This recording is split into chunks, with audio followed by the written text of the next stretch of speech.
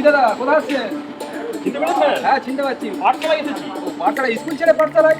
আর বলবেন না, স্কুল তো এখন বন্ধ। ও। পাঠশালায় এসেছি, ধান্যবাড়ি উচ্চ বিদ্যালয়ে যে পাঠশালা হচ্ছে, আচ্ছা, আচ্ছা। ওই পাঠশালাতে গুরু শিষ্যের যে পরম্পরা, আচ্ছা। সেটাকে সুন্দরভাবে প্রকাশ করা হয়েছে, সেটাই দেখতে এসেছি ঘাটাল থেকে। আচ্ছা। চলুন একসঙ্গে আচ্ছা, দুজনে চলুন, যাই, চলুন, চলুন চলুন, চলুন দেখে আসি, চলুন।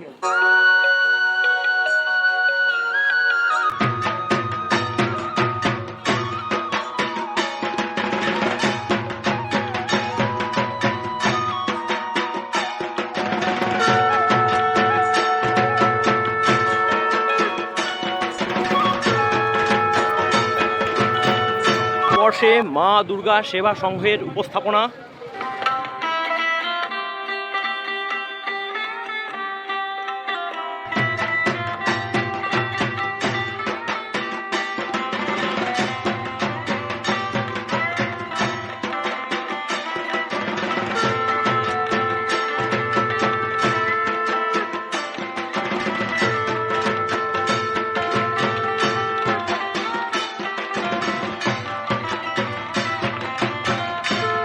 ধান্যঘড়ি হাই স্কুলের গেট দিয়ে প্রবেশ করে যাচ্ছি, আর মণ্ডপের একেবারে প্রথমেতেই দেখতে পাচ্ছেন গুরুর চারপাশে শিষ্য বসে রয়েছে, পাঠশালায় পড়াশোনাটা চলছে।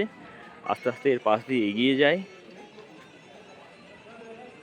পাঠশালার মধ্যে কি চলছে, মূল ভাবনা কিভাবে তুলে ধরা হচ্ছে, ভাষা বলেতে আপনারা দেখে নিন। প্রথমেই দেখতে পাচ্ছি একটা বিরাট বটবৃক্ষ, তার তলে মুনিবর বসে রয়েছেন, যিনি সম্ভবত পাঠদান করছেন।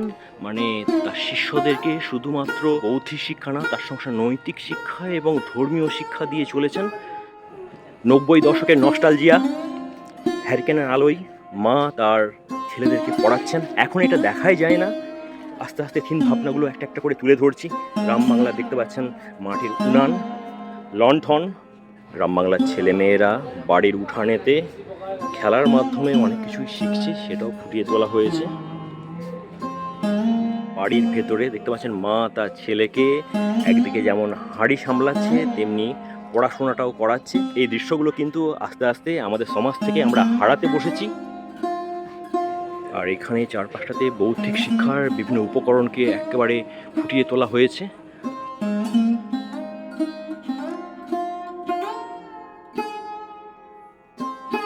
পাঠশালা এই যে থিম, এই শিল্পভাবনাকে যিনি রূপায়িত করছেন, মানসবাবুকে পেয়ে গেছি।